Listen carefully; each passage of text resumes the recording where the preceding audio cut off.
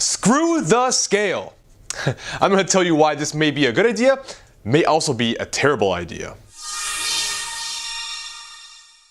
Hey, it's Colin DeWaay. If you are new here and you want to end the yo-yo dieting cycle and create forever results, start by subscribing today and click on that bell notification so you don't miss anything. So you've heard this before, right?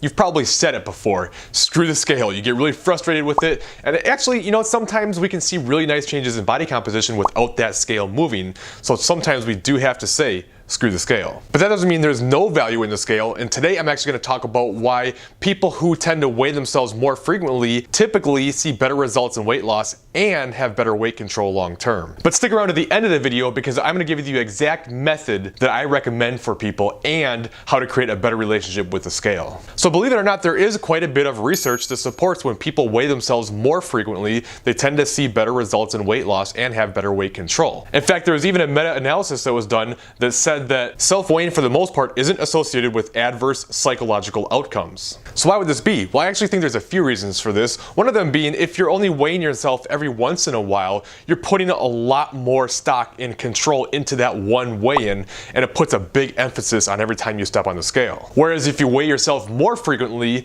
you're less attached to that number on the scale, and it actually shows you how volatile the scale can actually be on a day-to-day basis. Understand that weight can fluctuate on a daily basis up to several pounds for many reasons, very little of which have anything to do with body fat. It's things like stress, sleep, hormones, sodium, training inflammation, how much food is still digesting in your system, how many fluids you had. All these things and more are what cause the weight to fluctuate daily. Almost none of it is body fat. So seeing these fluctuations happen on a frequent basis can really help you get a better picture of, hey, I can't get so tied into any singular weight, and there's a lot of different reasons that are beyond my control as to why weight may be up or down on any given day. I think another big reason why people who weigh themselves more frequently have better long-term results is because what happens when we get really frustrated and things aren't working and we decide we're not going to pay attention anymore? You stop weighing yourself. Right? And when you stop weighing yourself, you really have no idea what's happening. You're just kind of hoping that you're going to kind of somewhat maintain, even though deep down inside you know that you're probably going to be gaining weight, but you don't really want to see that, so you just stop looking. And then several months can go by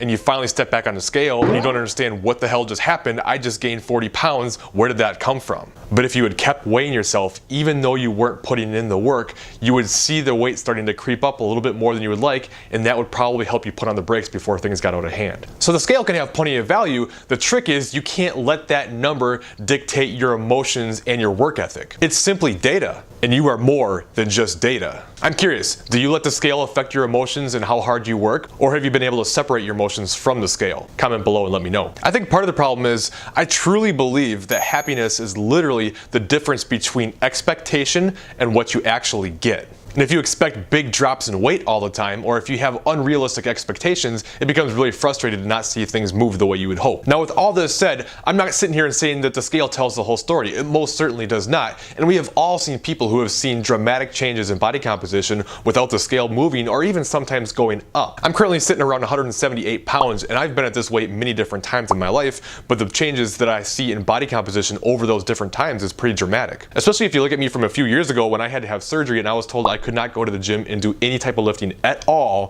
for 3 months. I was able to maintain my weight during that time, but as you can see, my body composition clearly got much worse as the ratio of fat and muscle mass was starting to change. So that's why we'll often see people who will see dramatic changes, especially if there's someone who is completely new to strength training. They start to add muscle and burn fat at the same time, and they can see pretty dramatic changes without big changes in the scale. So in the earlier stages, this is a lot more possible, and sometimes you're definitely going to have to say, screw the scale. But as you get more advanced, it's going to be less and less likely for this to happen. Now don't leave yet, because I'm going to give you my exact method that I recommend. But first, one other thing. So yes, sometimes we do have to say, screw the scale, but that doesn't mean the scale has absolutely no value. You just have to understand that we need to look at more than just the scale. Pay attention to things like taking progress pictures and looking at them side by side, and looking at measurements and seeing how your clothes are fitting and things like that. There's many different forms of progress besides just the scale. Just because I think most people should probably weigh themselves and do it frequently doesn't mean that this for everyone.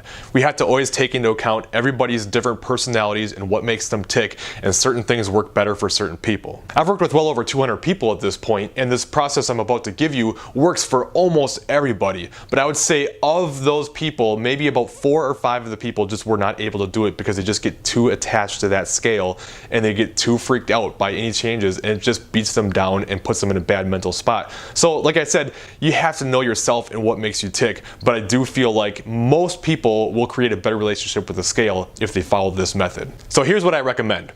Weigh yourself every single day, first thing in the morning, after going to the bathroom, before eating or drinking anything, in either nude or in the exact same clothes every day. This is going to allow us to control as many variables as possible and give you the most accurate reading that we can get. Then what you're going to do is you're going to record your weight every single day for the entire week. And at the end of the week, you add up all those weights, divide by 7, that's going to give you an average for that week. You look at that average and you consider that to be your real weight. And then you do the same thing every single week and you compare on a week-to-week basis based on that average and not any singular day. And this really seems to help most people. This does a few things. For one, every time you step on the scale, you know it's only 1/7 of your weight, so there's less pressure. Like when you're only doing a weekly weigh-in, there's a lot more pressure every time you step on that scale and you put a lot more stock into it. It also helps you see the fluctuations, so you see how your weight can jump up and down every single day, and a lot of times we have no idea why. It's just random, and trying to put any kind of correlation with weight gain and loss is gonna drive you insane on a daily basis. So it just helps you understand, I can't get so freaked out about every time the scale goes up a little bit because it could be a lot of different things. And the big problem with something like a weekly weigh-in is your weight could be severely up or down on that particular day,